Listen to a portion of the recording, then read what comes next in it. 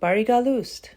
Welcome to the AWWA Armenian Voices, where Armenian stories live, breathe, and are passed on.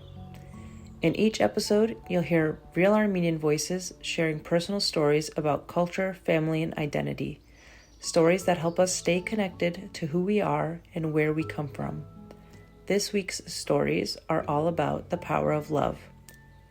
We hope you enjoy this episode, brought to you by the Armenian Women's Welfare Association, AWWA, where our mission since 1915 has been to honor, uplift, and care for our elders, advocate for their voices, and honor Armenian heritage. Hi, my name is Tamar Kassarjian. I live in Fort Lauderdale, Florida, and this is my story. Growing up as an Armenian-American, I felt like living in two different worlds, but I honestly didn't mind. Especially living in Florida, where the Armenian community was much smaller than others, it was different. At school, I was the girl with the hard-to-pronounce last name and the lunch that always smelled different. But at home, I was surrounded by stories, language, food, and a deep sense of pride.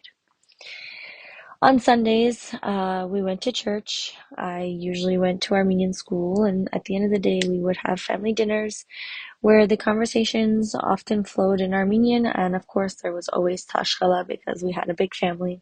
I always knew I was part of something bigger than myself, even if I didn't fully understand it yet at such a young age. What I love the most is the way our culture lives in the details.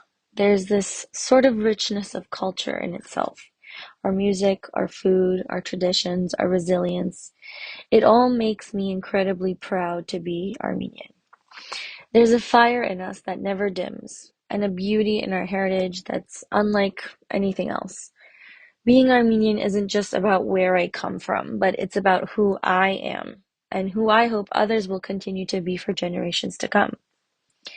Another thing I love about my Armenian heritage is that it's something I get to live, breathe, and pass on every single day. And one of those ways I get to do that is by being a manga bardes teacher, kindergarten teacher at my local Armenian school. Being in the classroom with these young Armenian children, hearing them sing Armenian songs and repeat their letters and so proudly say their names in our language, it really fills me with so much hope. I see our future in their eyes, and I feel so lucky to be part of shaping that. As for something I wish people understood about the Armenian culture, it was really hard to just pinpoint on one thing. I wish more people took the time to really look at the roots of Armenian culture, how deep they go, and how long we've been around. Armenia is one of the oldest nations in the world and the first to adopt Christianity as a religion. And our faith still plays a role in our lives today. It's not just a tradition, it's our identity, our strength, and history all in one. I also wish more people understood that the Armenian genocide isn't just something from the past. Yes, we always hear about the Armenian genocide every year on April 24th, but this still impacts our lives today. It shapes our family and our sense of justice and even how we view the world. And sadly, it's still happening.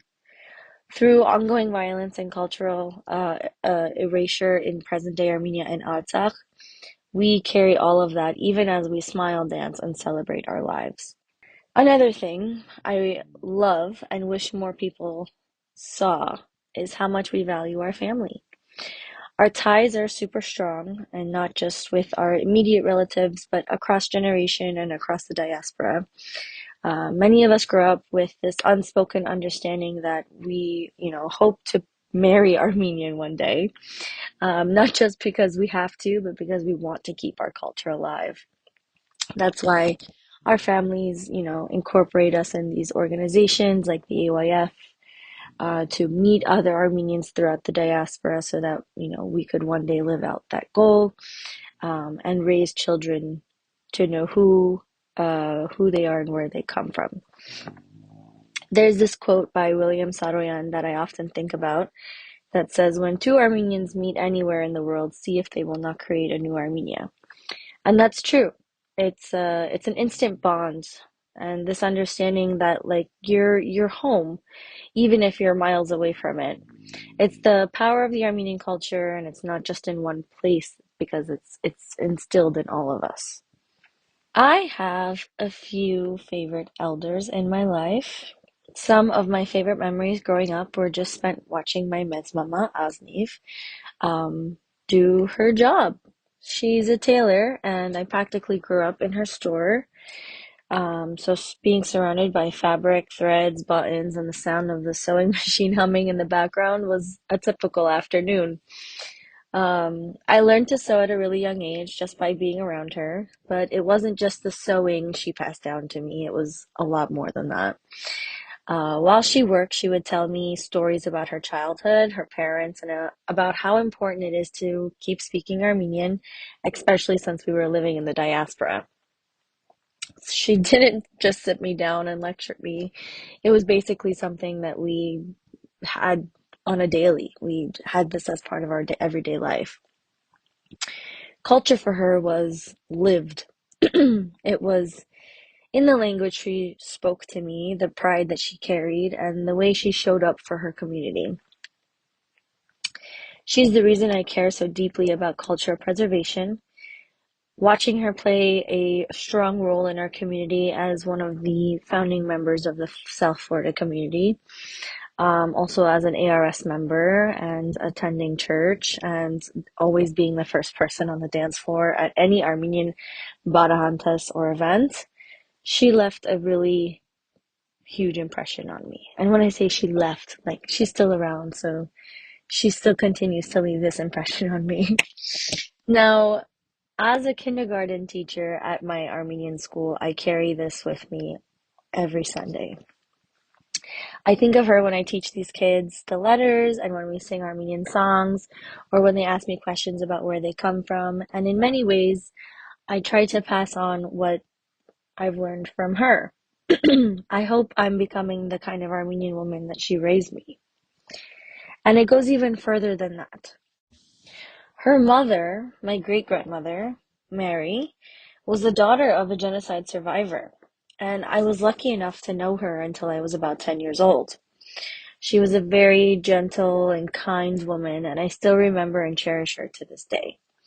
Her presence felt like a link to something that was so much bigger than me because she came from a whole different generation. There's also on my mom's side her paternal grandmother, so my other great grandmother, who is still alive to this day. She lives in Lebanon and will be turning 100 next year, who is also a daughter of an Armenian genocide survivor. I was able to visit her last summer after not seeing her for a few years, and I cherish the moments that I got to sit and spend hours talking to her because I loved listening to her stories. We even sat together and pieced together a family tree that I decided to start working on that goes back for as far as she could remember. And that time with her was a really special core memory that I was able to experience with her because who could ever say they got to spend 3 weeks with their great grandmother and learn about their history? These women, my mama and my two great grandmothers, they are the reason I do what I do. They're my connection to the past, and everything I do to honor my culture, I do with them in mind. Cultural preservation is everything to me. It's how we stay connected to who we are, through our language, our traditions, and the stories that we carry with us. As someone who grew up in the diaspora, I've always felt a deep responsibility to keep those things alive, not just for me, but for the generations to come. So, as a kindergarten teacher, I get to live that responsibility every Sunday. I'm not just teaching letters or singing songs, I'm helping the young Armenian kids build pride in their identity. And when I see them write their names in Armenian, or I hear them sing their traditional Armenian songs, or recite their Armenian poems with confidence, it really fills me with hope. That's how our culture survives, through those little everyday moments. For me, culture preservation is personal. It's about making sure that the stories I grew up with don't stop with me. That's why I write books, to preserve our culture. I want Armenian children to see themselves in the pages, to feel proud, to feel seen, and to feel connected. I want them to know that our culture isn't something stuck in the past. It's something that we carry forward with every dance step, every word we speak, and every dish that we cook. Preserving our Armenian culture means honoring those who came before us while giving the next generation the tools to keep it alive. It's not just something I do, it's something I live for. Every day in the classroom, in my writing, in my own home, and I pray in the future with my own family and kids. It's the greatest way I know to say thank you to the people who came before me and to make sure that our story continues. To me, preserving Armenian culture isn't just a duty, it's a privilege. Thank you for listening to our podcast today. We hope today's episode offered insight into the Armenian experience. To explore more resources or make a donation to help further our mission, please visit www.awwainc.org. That's www.awwainc.org. Your support makes a lasting difference.